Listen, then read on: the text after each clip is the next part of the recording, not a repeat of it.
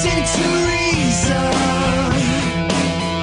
Will you open your eyes? We got Christy right here in Austin. How are you? Hi. How are you? Good. Good. I guess it's a little bit off your listed topic, but I've been wanting to talk to you for so long. I'm actually kind of a different case that I hear on your show a lot. I'm an atheist. Both of my parents are atheists. My mother's from Europe, so they're not quite as, I don't know, but I'm 21 now, and I'm at college. I'm at UT, and what... Okay, now that I'm an adult and I'm not in my mother's world, I'm constantly surprised when I meet people who are Christians and who don't believe in evolution. It basically shocks me. It's like, oh, really? And I've kind of come to understand and accept that I'm living in a country full of Christians and with these ideas and kind of accepting that idea, but my fiancé, he is one of those. He believes in God. He's a Christian. He doesn't believe in evolution, and we will have children one day, and I'm really concerned about this. Like I kind of at first when I discovered that he doesn't believe in evolution, I was just like, oh my gosh, is this relationship going to work? This is craziness. What am I dealing with here? But I love him. We've been together for a long time. He's a wonderful man. But I'm really concerned about when kids do happen. I can't imagine having my kids raised. I certainly will teach them everything that I believe, but how would I deal? I don't know how I'm going to deal with that future. I don't want my kids to be fed lies. I don't want them to be told that they're starting off as evil and all the other nonsense. And I don't know. The only thing I can think to say is the honest thing is, well, your father unfortunately is not properly educated and was brainwashed by his grandparents, who were brainwashed by their parents, who were brainwashed by their parents. And besides that, I'm a little concerned. I mean, it's going to be a very confusing situation for kids to be raised in, And I guess, I don't know, I'm just wondering what your thoughts are or any suggestions or anything to help clear up my concerns. Yeah, aside from being accurate in that he was not properly educated and he was brainwashed, I actually think that approach is probably not conducive to long-term marital harmony. Right. So I think it's definitely an issue you guys need to work out before you get married. And I don't know how this is for you, but for me, something like this would be an absolute showstopper. I don't think I could be in a relationship with someone who denied the fact of evolution and who basically, I guess, would want to insist on raising children in a church. Well, he hasn't been, like, I don't know how insistent he's going to be. I think we need to have this talk, definitely. Yes, because I can tell you that people get very, very picky about these things. I've known lots of people like, who, oh no, my baby has to go to heaven and all that. I've known lots of people who are very well educated, who are very pretty much lukewarm about going to church or anything. That point right there, I'm going to university, and I had a wonderful childhood where I, like, an enriched environment type thing, and unfortunately, he didn't have a very good childhood and ended up being kind of a bad child and a bad teenager, and he's starting community college next semester, and the thing is, he really didn't get a good education, and he's a very intelligent man, and I don't know. I know it's kind of hard to break through the religion thing, but do you maybe have anything you would suggest that I could give to him to read? Maybe I can make an agreement. I'll read one of your nonsense books if you read something about something like what would be the best thing to give to him to show him. Yeah, actually exchanging books is probably not a bad idea. No, I mean it would be torture for me, but. Maybe not. I mean, because if you read a book that he gives you and he discovers how easy it is for you to refute some of the points in the book, that may cause him to start thinking about his beliefs. But one of the books that I think that if you two read it together, it's probably the least offensive, least likely to provoke some kind of defensive response from him. It's Guy Harrison's book called 50 Reasons for Believing in a God. 50 Reasons People Give for Believing in a God. Okay, go ahead, I'm sorry. And the author is Guy Harrison. Okay. And he, it's a good book. And if you ask him why he believes, he's very likely to give you one or more of these 50 reasons. And so seeing all of this stuff written out and basically discussed in a fairly non-judgmental way may provoke him to think about what he believes and why. Silly things like descended from monkeys. I'm like, what?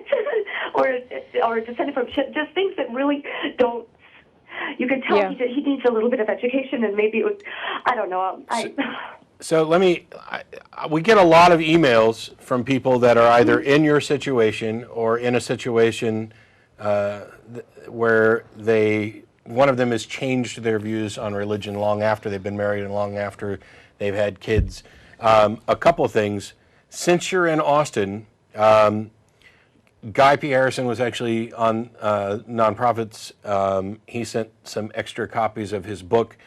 If you want to send me an email and find a time that we can actually meet, I'll give you a copy of the book that he sent, because I'm pretty sure that you're exactly the person he would want me to give it to. Cool. But I will say, this is stuff that I can't stress this enough. I know you love this guy. I'm not trying to break up any relationship. You have to have these conversations before you get married. And you have to be willing to say that if we can't come to agreements about this stuff, that it's best that we don't get married. Yeah, because I get. Oh, no, your mom's wrong. No, your father's. That's got to be so confusing for a child. Yes, because and then I get. The kid's going to think that I'm going to hell at one point, and then another point think that I mean, that's my biggest concern. But I get email from people who are in situations where they didn't have this conversation. Yeah. They got married. They have kids. And now everything is a disaster, and divorce is looming. And what do we do about the kids? If you care about the education that your kids are going to receive, it's fine to work out some kind of equitable arrangement that everybody's happy with, where their dad gets to take them to church on occasion and teach them the things that he believes and values, and you get to directly compete against those beliefs. But there's no way in a relationship where one person's religious beliefs denies scientific fact, and the other parent's beliefs are such that they're teaching the children scientific fact, that you are not going to get into a conflict. What you have to do is start preparing yourself now by either figuring out what's going to happen when those conflicts arise, or how to avoid those conflicts in the first place. And because we've been able to get just fine, but by deciding, let's just not argue about this. And, and it's been good for a couple of years, but it's going to have, you're right, we're not going to have to kids are going to change that. Extended family is going to change that. There's a lot of issues that have to be addressed. I know plenty of people who are in relationships where one person's a believer and one person's not, and it works. On that. If you do know situations where one is a believer, one is not, and they've come to like an arrangement. How toxic is it for the children? Like, according to your observations, because that's just got to be a mess for the children. Like hearing one side and then the other within the parents. Those are the two biggest people in a child's life. Right. The thing is that different people take their religion to varying extremes. There are plenty of people who are believers but don't practice or don't let it interfere with their daily life. But if your fiancé is somebody who is, I don't know whether he just doesn't accept evolution or if he's vehemently opposed to evolution. He just goes, oh, no nonsense, because he's read. I don't the name of the books, but some nonsense books that just, the ones that they'll take like a little teeny bit of a claim and throw that down without reading the whole rest of it. Like he comes to it's called lying like that, and it's just I just want to educate. Then the other book that I'd recommend is probably Why Evolution is True by Jerry Coyne. Yeah. And there's plenty of online resources if you don't want to go nuts on the books. There's Talk Origins is probably the best and the only one. But do us a favor. You have just from families you've observed, how much of a mess have you seen? Like a lot of torment in these children? Yes. Yes.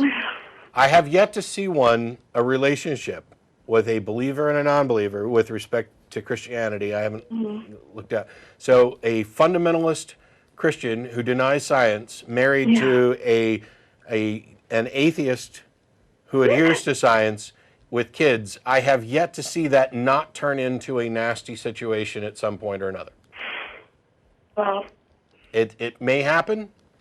I'm only talking about what I've witnessed and what we get in email, and I'm only mentioning it as a cautionary. I hope you and your fiance find a way to work this out and stay happy and healthy and raise happy, intelligent, healthy kids, if that's the way it goes.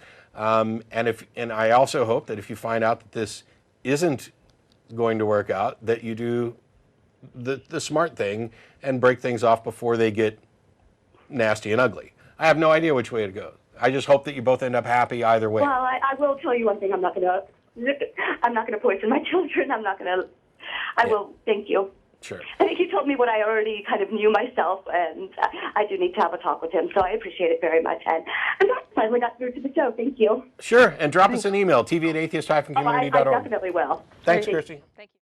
The content of this video is produced by the Atheist Community of Austin, a nonprofit educational organization promoting positive atheism and the separation of church and state. If you enjoyed this content and are willing and able to provide a donation, please visit the website below.